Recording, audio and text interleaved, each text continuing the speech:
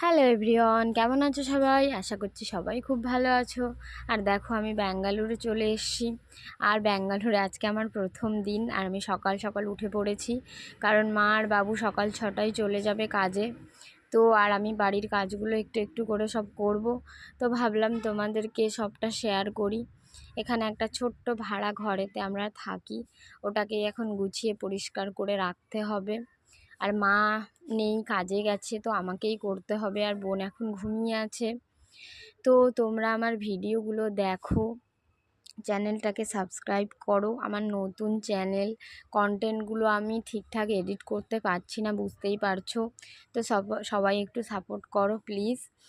আর আমি এখানে এসেছি, কাজ করব, বিউটিশিয়ানের কাজটা পারি, ভাবছি ওটাই করব।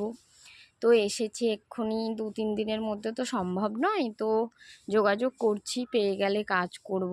ঘরে বসে থাকা তো যায় না, বাইরে এসে। তো কাজ সব শেষ করে ফেলেছি, টাটা।